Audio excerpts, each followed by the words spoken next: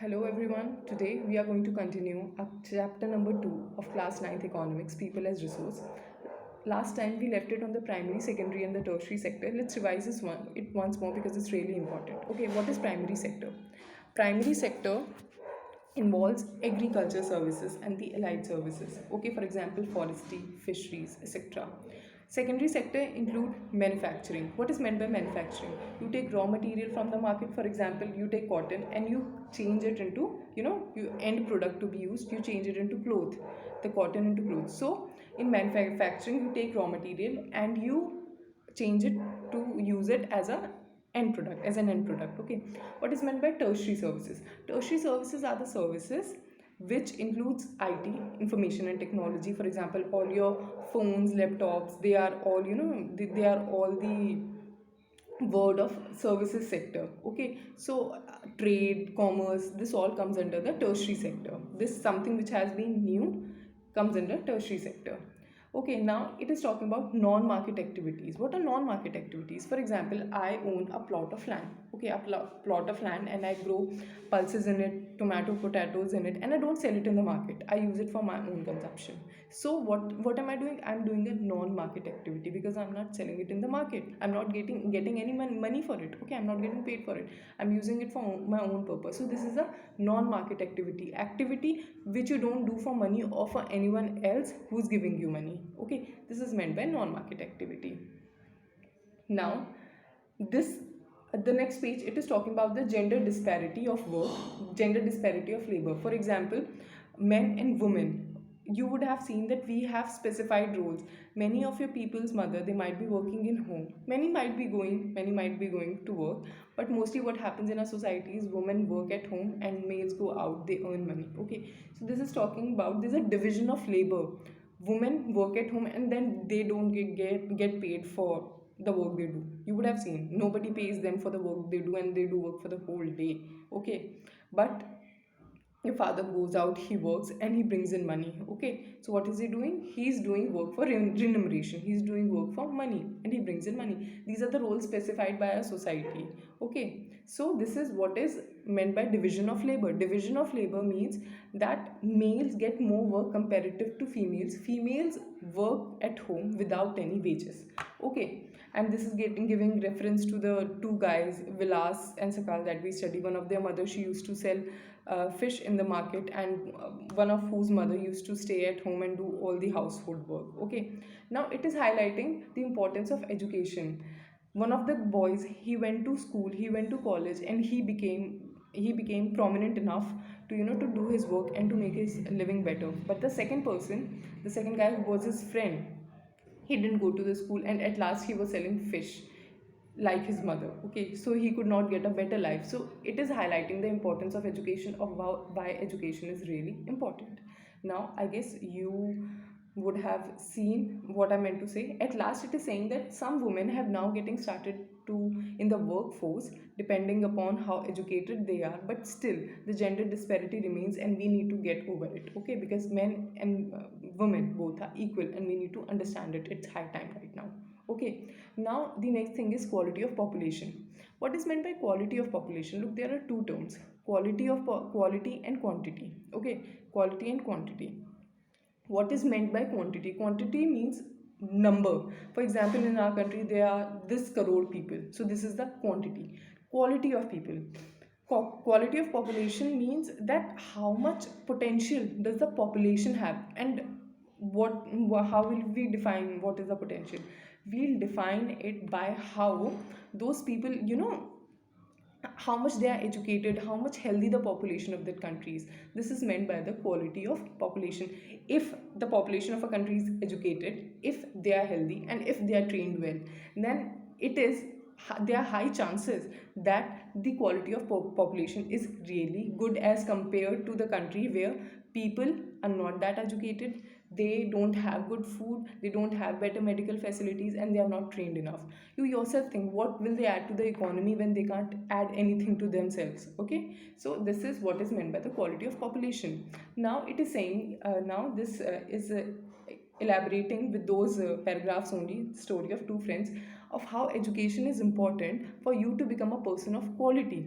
When do you become a person of quality? When you work to your epitome, to your highest pinnacle. And how do you do that? When you become educated. When you are educated enough, you will go to school, you will go to college, and then you will get a very good job. Okay, this is how you become a person of value, a person of quality. Okay, not just by this that you get a good job and everything. If you study hard, if you get good grades, not good grades also, if you are doing something good in your life, then it means that you are realizing your potential, you are going high, you are developing yourself. Okay, so education basically is really important. One should be educated enough, because if you are educated, you are at least not going to die without food. Okay, you will have enough potential to go out and earn for yourself and your family. So that is why education is really important. Now, like Sakal and his friend Vilas, one of them, he was educated, he got educated. Okay, now he's doing a very good job, earning much more than the other friend who's selling fish in the market. If he wouldn't have had done, not studied that time, then he would have been like his friend selling fishes in the market. Okay, and nothing pays so much like being educated. You cannot have a very good life when you are selling fishes. Okay, so education in that means is very important. Okay, now okay, now we are talking about the steps taken by government to reduce the illiterate population in the country, because when illiteracy will lower, then only we will become people of quality. Okay, for that, Sarv Shiksha Abhiyan was started. Sarv Shiksha Abhiyan was started in the year 2010. And why was it started? It was started to provide education, elementary education, to children of 6 to 14 years of age. Compulsory elementary education to all children in the age group of 6 to 14, or 6 to 14 years by 2010. Okay, and it was all done in various level of government are involved.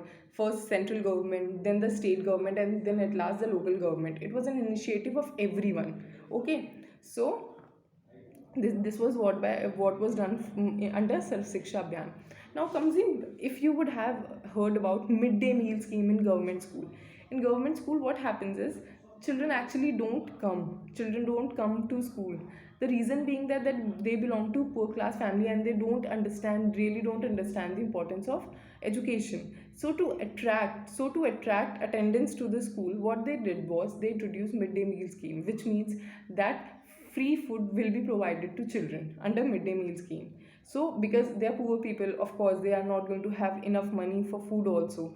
It is also very much burden to them to take food, to take money for food, for even for one meal. Okay, so midday meal scheme were introduced with the initiative to encourage attendance. Okay, so it was very successful also. People started coming to school, and it is being implemented till now also.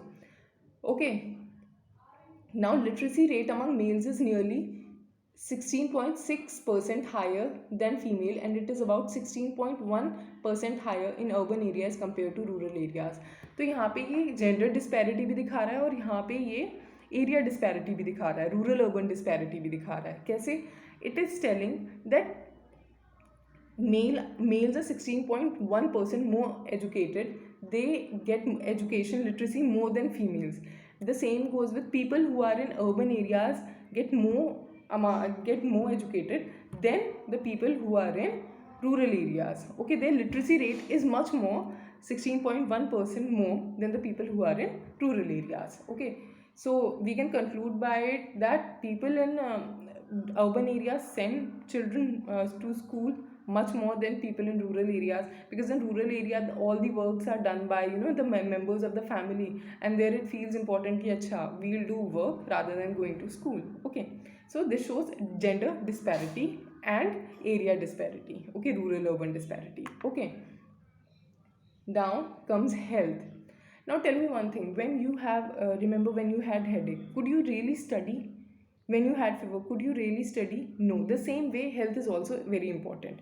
Now when we have a good health infrastructure, good doctors present, we can go to them, we can get ourselves treated, and we'll get medicine and we'll be back to our work. Okay, this is what is meant by health infrastructure, that you have good hospitals and good doctors. Okay, and as well, for example, when you are small, you need vaccines, you need polio drops. This all comes under the health infrastructure. For example, if somebody of you didn't got yourself vaccinated, you are prone to that disease, and that disease hinders one of your limbs, then your life, you will think that why did it happen, right? You won't be able to realize your full potential in your life if you're not that motivated, right? So it is saying that when the society is healthy, when the workforce is healthy, they'll work to their maximum. I can't work to my maximum when I'm having headache. I can't speak like this. Okay, I can't make videos like this. Okay, so for me to give you, deliver you the best, I need to be perfectly fine. My health should be perfectly fine. And how is it attained? It is attained by the, by the health infrastructure of the country. So that if so that when I'm small, I should be getting vaccinated, and when I'll be young, I'll have treatments to different ailments that I carry. Okay, that I get with time. Okay, so this is what is meant by your health infrastructure, and why health is so important. If a person is healthy, he can do much more than when he is not healthy. Okay, so this, now unemployment. Now we'll talk about unemployment. What is meant by unemployment? Unemployment means when a person who is willing to work doesn't get work. Okay, it is not when, for example, I don't have a job and I don't want it, then I'm not kind of unemployed. I'm unemployed when I want to have a job but I can't get a job. This is actually the basic definition of unemployment. Okay, Sakal's mother, Sheila, looked after the domestic chores, children, and helped her husband Bhuta in the field. Now they're talking about Sakal's mother. She used to do all the housework and everything, and then she used to work with her father in the agriculture field. Okay, but she's not kind of unemployed. She's working at home, but she's not unemployed. She's not being given wages, but because this is what she's content to do, she wants to do it. That's it. She don't want a job outside. Okay, unemployment is when she want a job for which she is paid but she is not getting it. So in the next paragraph it's given, unemployment is said to exist when people who are willing to work at the going wages cannot find jobs. Okay, now comes the kind of unemployment.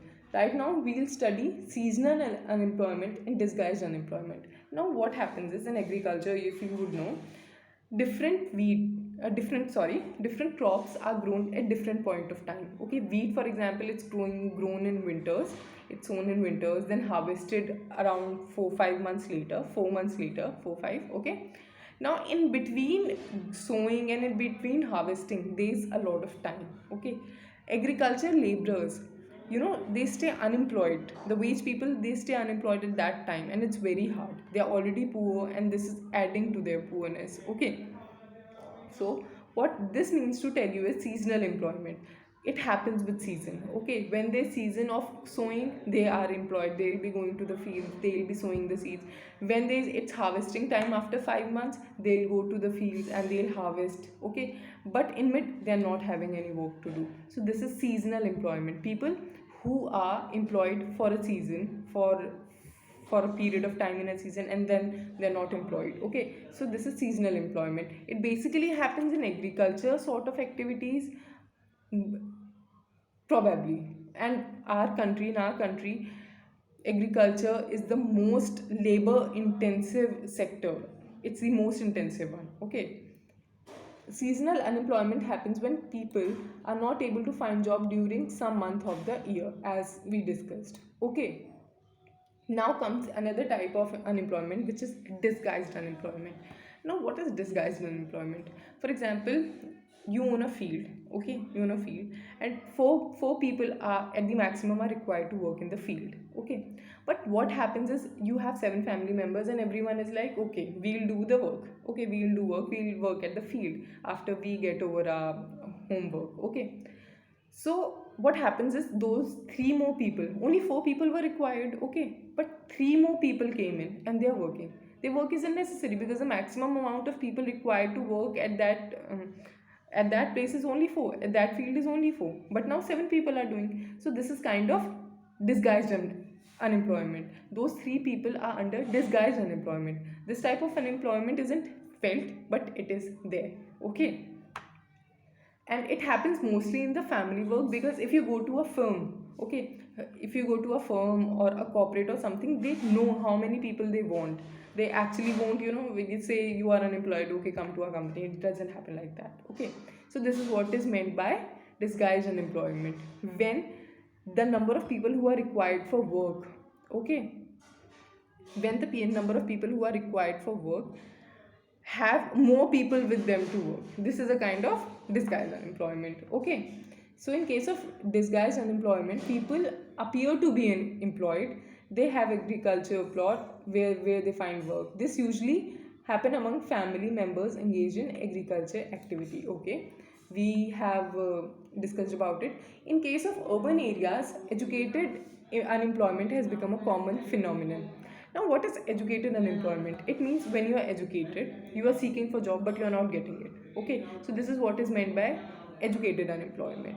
When you are educated enough, you want a job, but you are not getting a job. It is educated unemployment. Okay, unemployment leads to a wastage of manpower resource. Okay, unemployment leads to a wastage of manpower resource. How does it happen? For example, take anyone who is unemployed right now and he's willing to work, but he's not getting a job. So his potential is getting waste. His potential is getting waste. Okay, so this is what is meant by this line. Okay, now comes another type of unemployment. Okay, this is another type of unemployment which is underemployment, or we'll say this person is underemployed. What is meant by this? Underemployed का मतलब होता है when you have the potential to do a certain kind of work and getting certain amount of wages, but you are getting less than that. That means that you are underemployed, okay. For example, you deserve to be an engineer, you deserve to work at a good firm, but you are working as somebody lower than an engineer, okay. So that means that you are underemployed. But people do it because it's better to do work rather than sitting idle, okay, rather than sitting idle and earning nothing. So people and it's very common in our country. Underemployment is very common, rampant in our country, okay. So this is meant what is meant by underemployment, okay. Moreover, the employment structure is characterized by self employment in primary sector. What is meant by self employment in primary sector? Tell me, what is primary sector? Primary sector is sector which includes agriculture, fisheries and everything. And self employment means when I work for myself. I have an agriculture field, okay. I do all the sowing and the harvesting thing, okay. Basically what I'm doing is I am providing work for myself to myself, okay. This is what is self employment, okay. I work for myself is basically self employment, okay. Now this is where we have we have covered. Okay, now this is story of a village. This story tells that there was a village, okay, and there were no jobs, everyone used to work for themselves. What I need to eat, I'll grow it in my field. What I need to wear, I'll stitch it for myself, okay. So this is what is the concept of this village. But once what happened, a man sent his son to agro engineering college, okay. And when he came back to the village, he introduced a new kind of plow, जिसकी वजह से wheat का harvest बहुत ज़्यादा बढ़ गया, ठीक है। अब वीट का हार्वेस्ट बढ़ गया तो वो उस चीज़ को बेच भी पाए मार्केट में, जो सरप्लस वीट था उससे पैसे आए। लोगों ने देखा तो they realise that we also want our children to get educated because it's really beneficial. So they urged the panchayat that we want a school in our village, okay, so that our children also get educated. So a education center, a school was opened in the village, and people started sending their children to the school, okay.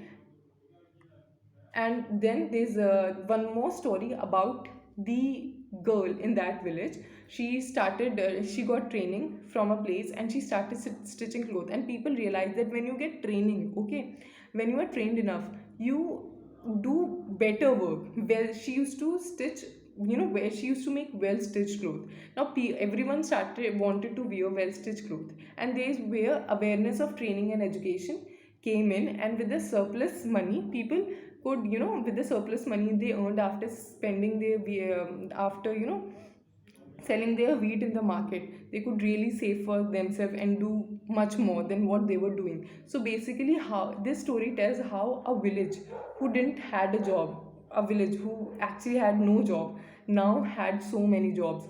Tailoring job, okay, and then that agro engineer, then a teacher was employed for the school. Okay, so this is how it all worked.